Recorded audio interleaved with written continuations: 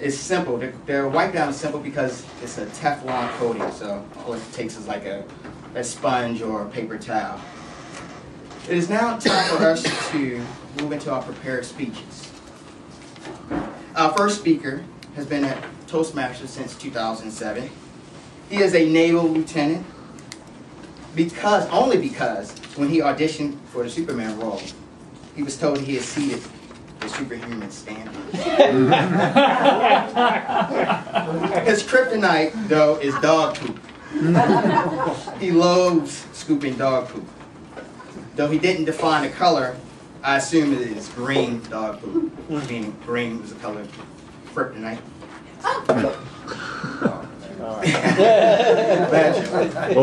Given his 7th manual speech from the Competent Communicator Manual, a 5 to 7 minute speech, entitled Apathy of Climate Change, please welcome Alex Bein.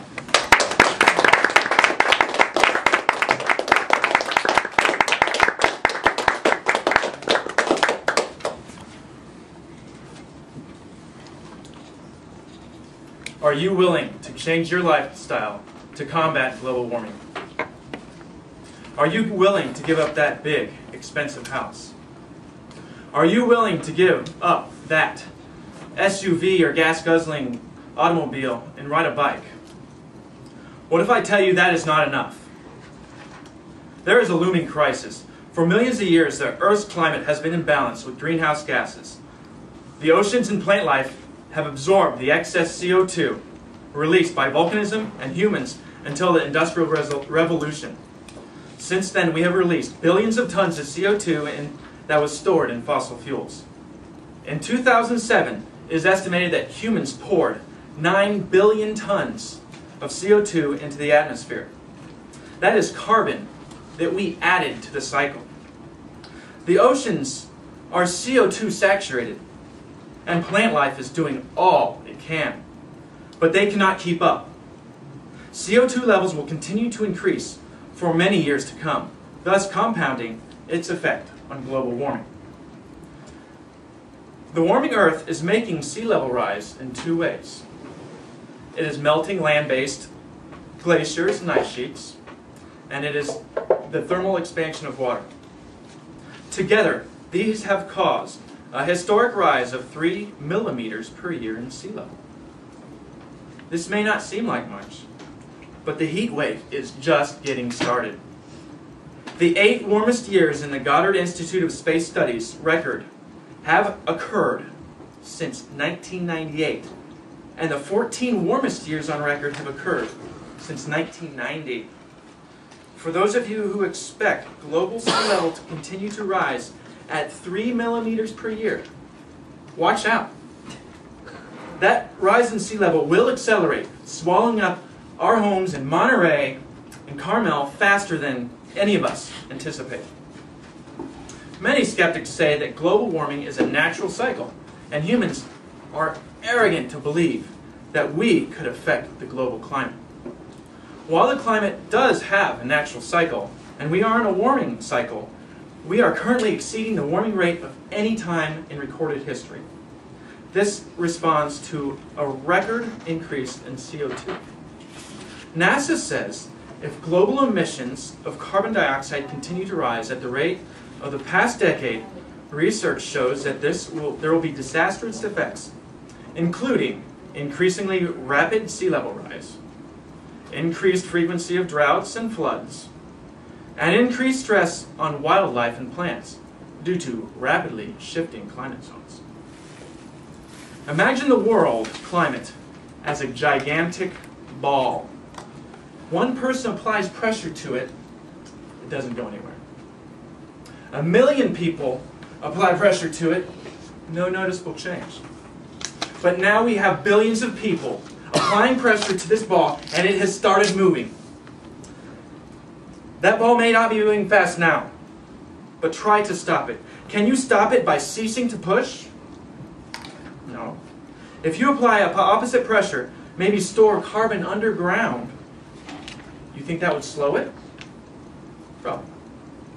As the loss of snow and ice leads to more open water and open ground on the poles, which absorbs more sunlight and more warmth, the coldest areas will warm the quickest.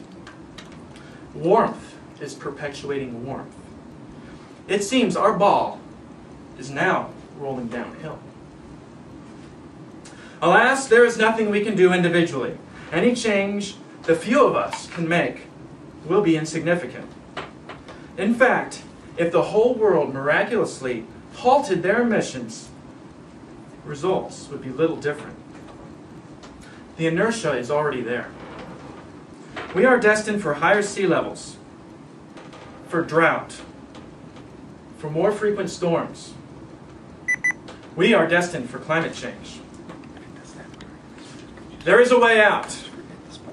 There are corrective measures we can make, not as individuals, but as a coordinated human race. When I talk about corrective measures, I do not speak of recycling or riding your bike. I am talking about pushing that ball back up the hill.